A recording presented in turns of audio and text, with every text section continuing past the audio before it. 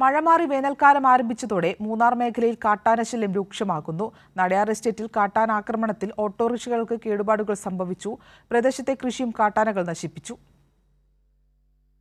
മഴ മാറി വേനൽക്കാലം ആരംഭിച്ചതോടെ മുൻവർഷത്തെയെന്ന പോലെ മൂന്നാർ മേഖലയിൽ കാട്ടാനശല്യം രൂക്ഷമാവുകയാണ്. കഴിഞ്ഞ രാത്രിയിൽ മൂന്നാർ നടയാർ എസ്റ്റേറ്റിൽ കാട്ടാനയുടെ ആക്രമണമുണ്ടായി. 3 ആനകളാണ് ജനവാസ മേഖലയിലെത്തി നാശം വിതച്ചത്. കാട്ടാന ആക്രമണത്തിൽ നടയാർ നോർത്ത് ഡിവിഷൻ സ്വദേശി ബാലകൃഷ്ണന്റെ നിർത്തിയിട്ടിരിക്കുകയായിരുന്ന ഓട്ടോറിക്ഷയ്ക്ക് കേടുപാടുകൾ സംഭവിച്ചു. പ്രദേശത്തെ കൃഷിയും കാട്ടാനകൾ നശിപ്പിച്ചു. കാട്ടാനകൾ ജനവാസ മേഖലയിലിറങ്ങി സ്വൈര്യവിഹാരം നടത്താൻ തുടങ്ങിയതോടെ തൊഴിലാളി കുടുംബങ്ങളിൽ ആശങ്ക വർദ്ധിച്ചു.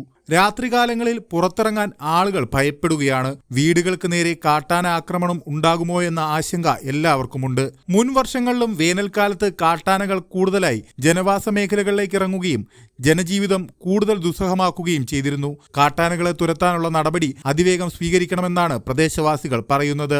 കൈരളി ന്യൂസ്, ഇടുക്കി.